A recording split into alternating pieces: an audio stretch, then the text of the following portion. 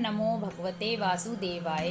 हरे कृष्णा, राधे राधे। आप सभी का स्वागत है। आप सभी भक्तों का दिन शुभ और मंगलमय हो। भगवान लक्ष्मी नारायण का आशीर्वाद आप सभी पर सदा सर्वदा बना रहे। आज हम द्वादश अध्याय का श्रवण करेंगे। भगवान श्री कृष्ण कहते हैं कि जो मनुष्य प्रतिदिन कथाओं का श्रद्धा युक्त होकर श्रवण व पठन करते हैं, उनसे मुझे बड़ा संतोष मिलता है। मैं उनसे बड़ा प्रसन्न होता हूँ। कथाएं पापियों को पाप से तारती हैं, अतः इन कथाओं को सुनकर अपना उद्धार करना चाहिए।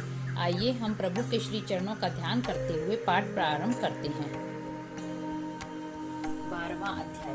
यमदूत कहने लगा कि जो कोई प्रसंगवश भी एकादशी के व्रत को करता है, वह दुखों को प्राप्त नहीं होता। मास की दोनों एकादशी भगवान पद्मनाभ के दिन है। जब तक मनुष्य इन दिनों में व्रत नहीं करता, उसके शरीर में पाप बने रहते हैं। हजारों अश्वमेध, सैकड़ों वाजपेय यज्ञ एकादशी व्रत की 16वीं कला के भी बराबर नहीं है। एकादशी के दिन व्रत करने से 11 इंद्रियों से किए गए सब पाप नाश हो जाते हैं। गंगा, गया, काशी, पुष्कर, कुरुक्षेत्र, यमुना, चंद्रभागा कोई भी एकादशी के तुल्य नहीं है। इस दिन व्रत करके मनुष्य अनायास ही वैकुंठ लोक को प्राप्त होता है।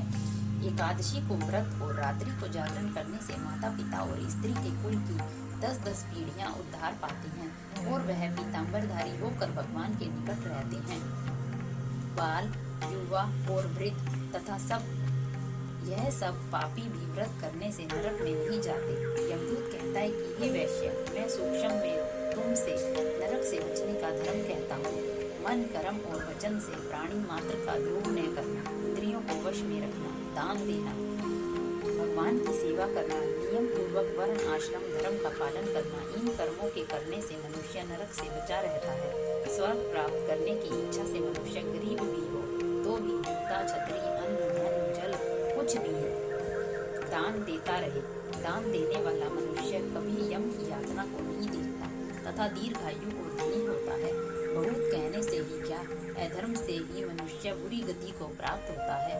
मनुष्य सदैव धर्म के कार्यों से ही स्वर्ग प्राप्त कर सकता है। इसीलिए बाल्यावस्था से ही धर्म के कार्यों का अभ्यास करना चाहिए। माघ मास स्नान हर मनुष्य को अवश्य करना चाहिए। जो मनुष्य माघ स्नान करते हैं, उनके घर में स्थायी लक्ष्मी का वास होता है। पूर्ण विश्वास और निष्ठा के साथ जो भी माघ में जल में तिल और गंगा जल मिलाकर सूर्योदय से पूर्व स्नान करते हैं, उन्हें मुक्ति प्राप्त होती है। कथाओं का श्रवण पठन करते रहना चाहिए। प्रभु की असीम कृपा हम सभी पर बनी रहे। नाम जप करते रहें, क्योंकि कलयुग केवल नाम आधारा। सुमिर सुमिर नर उतरहि पारा।